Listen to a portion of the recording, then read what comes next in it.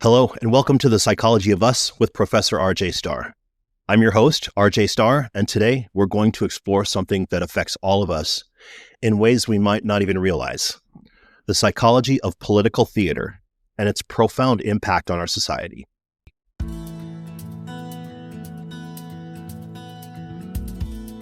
Welcome to the Psychology of Us, where we explore the fascinating ways our minds shape our lives, relationships, and the world around us. I'm Professor RJ Starr, your guide on this journey into the heart of human behavior. Whether you're a psychology student, enthusiast, or simply someone curious about why we think, feel, and act the way we do, this podcast is for you. Each episode will dive into topics that touch our everyday lives, unpacking theories, exploring intriguing questions, and offering insights that help us better understand ourselves and one another. Throughout our time together, I'll also invite your thoughts, questions, and topic suggestions. You can email me at profrjstarr, and that's star with 2 R's, at outlook.com, profrjstarr@outlook.com. Your feedback will shape future episodes and help ensure this podcast feels like a conversation between us. So, let's begin this journey together. Get comfortable, stay curious, and let's discover the psychology of us. Now, when I say political theater, I'm not just talking about what you might see on the evening news or in the headlines. I'm talking about the drama, the spectacle that surrounds politics today. It's the performance, the media frenzy, the debates that feel less like discussions of policy and more like scripted drama. It's all around us, shaping our understanding of the world and the people in it. We see it in election cycles, in campaigns, and even in social media. But what is it about this political theater that draws us in? And what is it doing to us, both as individuals and as a society? I remember when I was younger, I would watch debates on television, politicians standing face to face, throwing barbs at one another in a very respectable tone. At the time, I didn't quite understand it, but I felt the tension. It was a spectacle, one I could almost feel in the air, and like many, I found myself caught up in the drama. It was like a show, right? Where I, as a viewer, was invited to pick sides and form an opinion based on what I saw in that carefully crafted, often exaggerated moment. But the truth is, political theater does much more than entertain. It influences us, changes the way we think, and ultimately shapes the way we interact with each other in our communities. And that's what I want to talk to you about today. I'm going to unpack the psychology behind this phenomena so you can understand not only how it works, but why it works and how it impacts all of us, whether we realize it or not. Let's talk about the psychological mechanisms of political theater. Political theater isn't just about the drama we see on our screens. It's about how that drama plays out into the deepest parts of our psychology. There are several psychological mechanisms at work when we engage with political spectacle, and these mechanisms help explain why we're drawn to it, why we feel so strongly about it, and why it often shapes the way we see the world. Let's start with something called cognitive biases. You've probably heard of biases before, but in the context of political theater, they're crucial. Cognitive biases are mental shortcuts our brains use to make decisions quickly. But the problem is, they often lead us to distorted conclusions. One of the most prominent biases at play here is confirmation bias. Confirmation bias is when we seek out information that supports our existing beliefs and ignore or dismiss anything that challenges them. Think about it here. How many times have you found yourself agreeing with a politician or media outlet because they're saying what you already believe? That's confirmation bias at work. And political theater is designed to exploit this bias. Politicians know how to frame their messages to resonate with their audience's existing beliefs, which creates a sense of validation. But this is where things get tricky. When we consume political media, we're not just processing facts. We're processing emotions, identities, and social pressures. This leads us to something in psychology we call social identity theory. It's a concept that suggests we define ourselves based on the groups we belong to, whether that's political parties, cultural movements, or even local communities and lifestyle choices. When we see a political figure perform on stage, we don't just see a candidate. We see a symbol of our social group. That's why political events like debates, rallies, or media moments become so powerful. They allow us to reinforce our identity. If our group is under threat, or if we feel our values are being challenged, we react. It's no longer just a disagreement over politics. It's an existential defense of who we are. I'm sure many of you can recall a time when a political moment felt like more than just a piece of news. It felt like a fight, a battle, like the stakes were personal. I've certainly experienced it. I remember during the early 2000s, there was a time when political debates felt like life or death to me. I wasn't just watching a debate. I was watching a contest of values that reflected who I was, what I believed, and where I saw myself in the world. That's the power of social identity theory. It shapes how we view and react to political theater. Another psychological theory we can apply here is groupthink. Groupthink happens when individuals in a group prioritize harmony and conformity over critical thinking. Look to your own experience and see this play out. In political theater, this is what happens when people stop questioning the messages they're receiving from their political leaders or media outlets because they're more focused on staying aligned with their group. They start to believe the narrative, even if that narrative doesn't make sense. It's easier to go along with the crowd than to stand up and ask tough questions.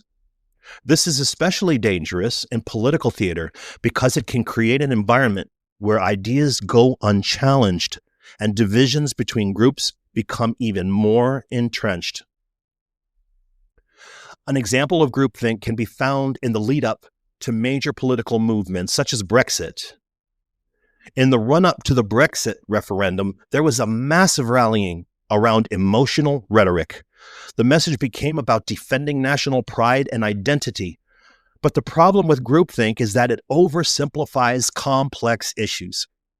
People start buying into the narrative, not because it was necessarily the best course of action, but because it felt like the right thing to do in the context of their group. The outcome, as we now know, was far more complex and has led to regret and division. By understanding these psychological mechanisms, confirmation bias, social identity theory, and groupthink, we can begin to understand why political theater has such a deep impact on us. It's not just about what politicians say. It's about how they shape our identities, how they manipulate our biases, and how they influence the groups we belong to. And when you add in the speed and intensity of modern media, you have a perfect storm for psychological influence. Why does it feel like bad behavior is everywhere? From viral public outbursts to the daily incivility we encounter at work, online, or even in our communities, it seems like something fundamental is shifting in the way we interact with each other. In Public Outrage, Why Bad Behavior is on the Rise, existential psychologist and Professor RJ Starr takes readers on a compelling journey into the psychological forces driving this troubling trend. With a sharp focus on human behavior, Starr explores the societal changes that have fueled a culture of outrage and disconnection, shining a light on how we got here. But this book isn't just about identifying the problem, it's about finding a path forward. Starr examines how today's fast-paced, high-pressure world amplifies feelings of anger and division, and more importantly, how empathy can serve as the antidote.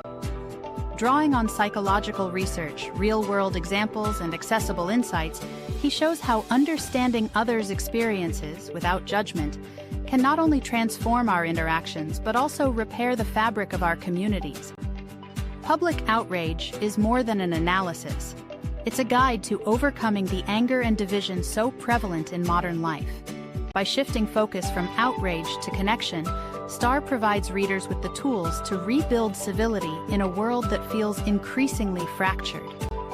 This book is for anyone who is ready to understand the roots of today's bad behavior, embrace the power of empathy, and become part of a solution that moves society toward unity and compassion. Public Outrage. Why Bad Behavior is on the Rise is now available on Kindle, Apple Books, Amazon, Barnes & Noble, Smashwords, and many more international booksellers. Don't miss the chance to be part of the change. Get your copy today and join the movement toward a more compassionate world. Now that we've explored the ways in which political theater impacts society and our individual mental health, let's dive a bit deeper into the psychological theories that help explain why it has such a profound effect. These are theories that shape not just our engagement with political moments, but our very understanding of them. Understanding these concepts gives us a clearer picture of how political theater works on us, not just as passive consumers of media, but as active participants in a larger social drama. One of the most influential psychological theories in this context is framing theory. At its core, framing theory suggests that how information is presented or framed influences how we interpret and respond to it. This is particularly relevant in political theater because the way an issue, a candidate, or a policy is framed can completely change how we feel about it. Think about a political scandal or a major policy change. The framing of that event can either highlight its negative consequences or emphasize its positive potential. For instance, a policy might be framed as a necessary reform, or it might be framed as a disaster in the making. Politicians, the media, and even social media influencers use these frames to shape our perception, often without us even realizing it. Framing is everywhere now. It's one of the most powerful tools of political theater and advertising. The same set of facts can be presented in drastically different ways depending on the narrative frame. I've seen this firsthand in the way certain events are discussed in the media. Take, for example, the portrayal of economic issues during election years. The framing can go from something like, the economy is booming under this administration, to the economy is in crisis, it's a disaster, depending on the speaker's political agenda. The facts remain the same, but the emotional resonance and the interpretations we draw from them are shaped entirely by how the message is framed. Another crucial theory that we talked about is social identity theory. As I mentioned, social identity theory suggests that we define ourselves by the groups we belong to. But what happens when those groups become deeply intertwined with political identity? Political theater amplifies this effect by creating clear group divisions. Democrat versus Republican, liberal versus conservative, or even more polarized labels like patriots versus radicals. These divisions create a sense of us versus them where the stakes feel much higher than just winning an election or passing a bill. It becomes a matter of defending the very identity of your group. It's not just about policy anymore. It's about defending your way of life, your values, and your sense of belonging. And when our identity is so closely tied to political groups, we begin to view every political moment through a lens of loyalty and group cohesion. We start to see other groups not as fellow citizens, but as threats to our identity. This creates a psychological environment where cooperation and compromise are more difficult, and political discourse becomes more about maintaining one's identity than about finding common ground. One of the most notable consequences of this is the rise of tribalism. We've all witnessed it, especially in the past few decades, as political rhetoric has become more charged. People become so invested in their political identity that they begin to disregard information that contradicts it. The psychological need to fit in with the group outweighs the pursuit of objective truth. And this, in turn, reinforces division and makes it harder to engage in meaningful and respectful conversations across party lines. Now let's consider the psychological phenomena of groupthink, a theory originally introduced by Irving Janis in the 1970s. Groupthink occurs when the desire for group harmony and conformity leads individuals to make irrational or poor decisions. In political theater, this happens when people in a political group become so focused on staying in line with their party's narrative that they stop critically evaluating the information or ideas being presented. I've seen this play out in the context of political movements where a leader's word becomes gospel, and followers, whether they're on social media or in larger groups, begin to parrot back the same messages without question. The result? Ideas that may have once been challenged and refined are left unexamined, and critical thinking takes a backseat to group loyalty. It's a powerful force that perpetuates political division and undermines the kind of constructive debate that is necessary for a healthy democracy. To illustrate this, let's think about a recent event where groupthink was at play, perhaps the rise of a populist movement. Supporters of this movement may have been so caught up in the rhetoric, the emotions, and the us versus them framing that they stopped questioning the messages they were receiving. The group dynamic took over, and critical thinking became less important than maintaining group cohesion.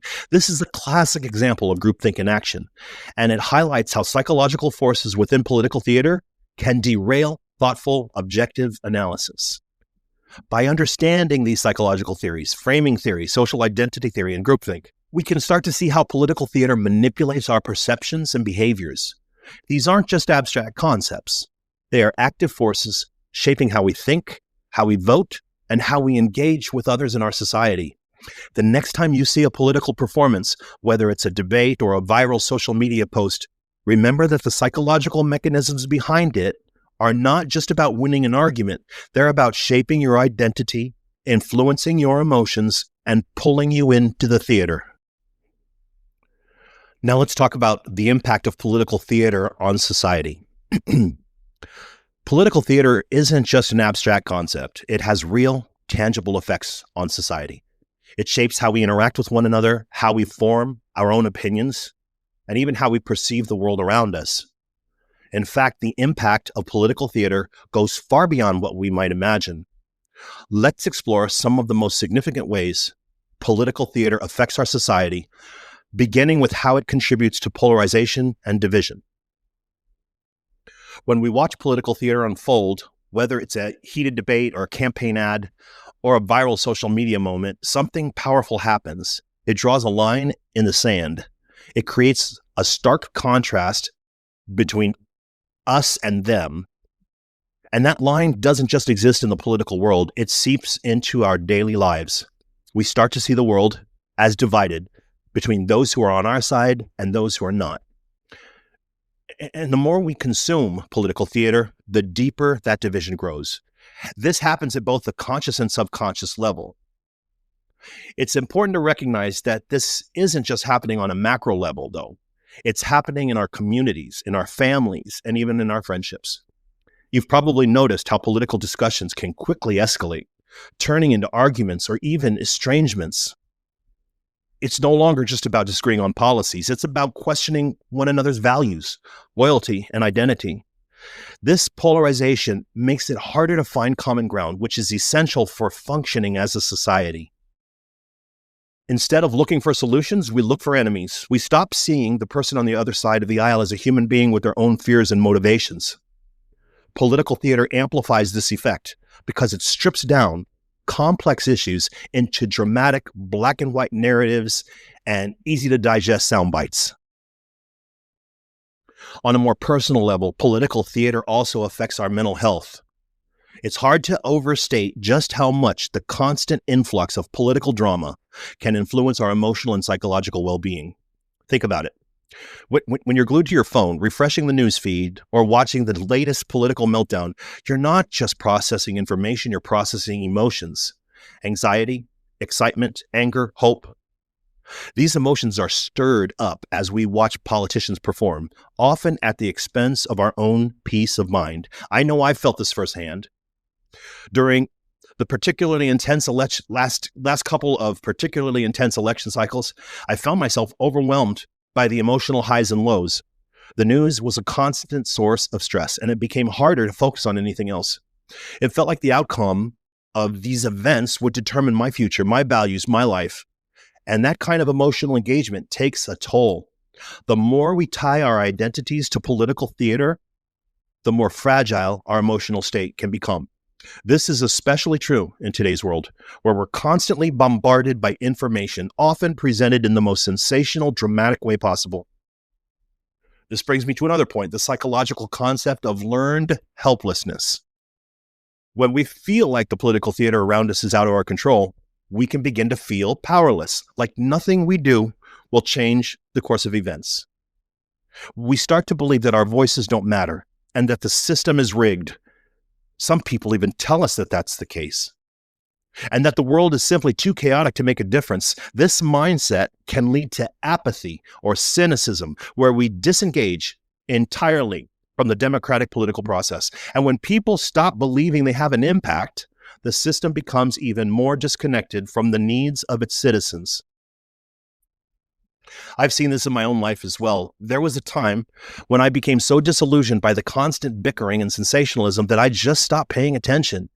It felt like nothing would ever change, and honestly, it was easier to ignore it altogether. But what I didn't realize at the time was that this was a perfect example of learned helplessness. I had surrendered my agency, allowing political theater to dictate my emotional response, and I had stopped actively engaging with the world around me. And I've seen this in many of my associates, friends, family, colleagues, students, you name it. So what can we do about all this? How do we protect ourselves from the negative impact of political theater while still staying informed and engaged? That's something we'll explore now. But before we move on, let's take a moment to reflect on the bigger picture. Political theater is not just a distraction. It's a force that psychologically shapes how we think, how we feel, and how we relate to one another. And it's up to us to decide how we want to engage with it. Now I want to talk about the role of media in political theater. Media plays an absolutely central role. It's no longer just about politicians delivering speeches or participating in debates. It's about how these moments are captured, framed, and spread across various platforms. Media is both the stage and the audience. It amplifies the drama, creating a spectacle that reverberates throughout society. The psychological impact of this is profound, and it's something that we all experience whether we're aware of it or not. First, let's talk about the influence of social media. Excuse me. Social media platforms like Twitter, Facebook, Instagram, Snapchat, TikTok, where political theater plays out in real time. These platforms act as a massive echo chamber, amplifying messages, creating viral moments, and allowing us to feel like we're participating in the event as it unfolds. The ability to tweet, comment, or share a post means that every political moment is turned into a spectacle, one that we can react to immediately. This creates an environment where events aren't just covered, they're personalized, dramatized, and distorted in the name of engagement. We've all seen the posts, the memes, and the viral videos that emerge from a political event, and they usually don't paint the most nuanced or accurate picture. Instead, they often focus on the most dramatic, most inflammatory moments, the things that will get the most clicks, likes, or shares. And this isn't by accident. Social media algorithms are designed to highlight content that elicits an emotional response, whether that's anger, joy, or outrage. The more emotional the response, the more likely it is to spread, and the more likely we're to get caught up in the frenzy. As consumers of media, we begin to see politics not as a serious, thoughtful process, but as a series of emotional highs and lows. We're not engaging with policy, we're reacting to performances. This is the world of political theater, and it thrives on our emotional reactions, which are amplified by the viral nature of social media. It's important to consider echo chambers, those pockets of the internet where we're only exposed to ideas and viewpoints that align with our own. The algorithms that govern our social media feeds are designed to show us content that we're most likely to engage with based on our past behaviors. This means we end up in these digital echo chambers, surrounded by people who think like us, speak like us, and share our opinions. And when we're in these echo chambers, we're not exposed to the diversity of thought and experience that is necessary for healthy political discourse. And this applies no matter what side of the political spectrum you are on. This podcast, this episode is not about a specific political side. It's about the psychology behind this. Echo chambers don't just reinforce our political beliefs, they also distort our perceptions of reality. When we only hear one side of the story, we start to believe that the other side is either wrong, misguided, or even dangerous. This leads to increased polarization and a deeper division between different political groups. Rather than seeing opposing viewpoints as opportunities for discussion, we begin to view them as threats to our identity. And this is exactly what political theater, particularly in the media, thrives on. It's about creating an emotional connection. And once that connection is made, it's much easier to divide and conquer.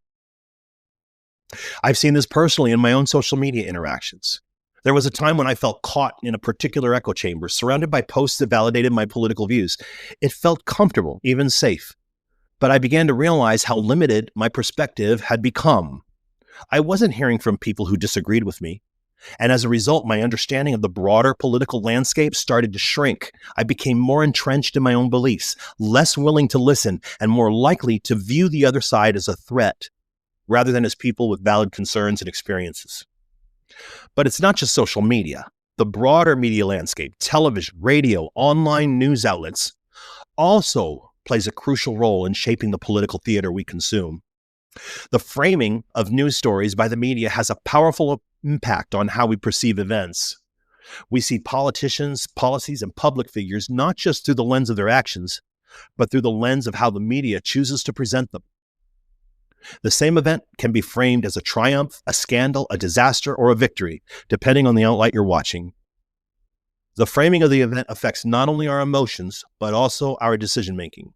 It can even shape our voting behavior. Take, for example, the coverage of a political candidate's rally. One network might focus on the enthusiasm of the crowd, framing it as a sign of the candidate's growing popularity. Another might focus on the controversial comments made by the candidate, framing it as a potential scandal. Both of these perspectives offer different interpretations of the same event, and the way we respond depends largely on which media outlet we consume. In the end, the media's role in political theater is not just about covering events, it's about shaping the narrative. And when the narrative is shaped to provoke an emotional response, it becomes more difficult for us to engage with politics in a thoughtful, rational way. We become consumers of drama rather than participants in a democratic process. We feel more connected to the spectacle, but less connected to the issues that really matter. So what do we do with all this? How do we protect ourselves from being manipulated by the media's portrayal of political events while staying informed and engaged? It's a question we'll tackle next. But before we move on, I want you to think about your own relationship with the media. How much of your political perspective is shaped by what you see in the media? How much of it is shaped by your own critical thinking and personal values? As we conclude today's discussion on the psychology of political theater, I want to offer a final reflection. Understanding the psychological forces at play, cognitive biases, social identity, framing, and groupthink gives us the opportunity to step back from the chaos. It allows us to see the bigger picture and recognize that much of what we encounter in political theater isn't about the truth, but about how information is packaged and presented to us. The power of political theater lies in its ability to make us feel something deeply, whether that's anger, fear, or even excitement. These emotions are often manipulated to create a sense of urgency and division, to draw us into the drama. But by understanding these psychological forces, we can make a conscious choice not to fall victim to the manipulation. We don't have to let the noise of the media, the divisiveness of campaigns, or the spectacle of political debates determine our thoughts and actions.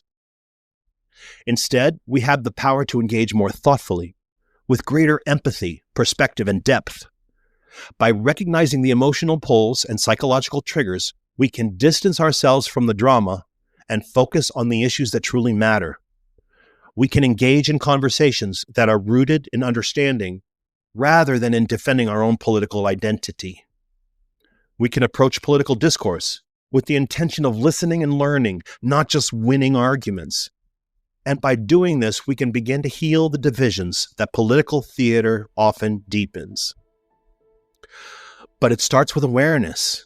And that brings me to my call to action for you today. I encourage you to reflect on how political theater influences your own thoughts, your own actions, your own conversations, and your beliefs. Think about the last political issue and media moment that stirred you up. Did you react emotionally, or did you take a step back to process what was truly being said? Are you finding yourself more entrenched in your beliefs, or are you open to seeing things from a different perspective? I want you to ask yourself, how can I contribute to a more balanced, empathetic approach to the issues that matter? How can I foster more productive, respectful conversations about politics in my own life? The next time you're drawn into the drama, remember that you have the choice to engage thoughtfully and intentionally. You can be a part of the conversation in a way that uplifts and unites rather than divides. Thank you for joining me today on The Psychology of Us with Professor RJ Starr.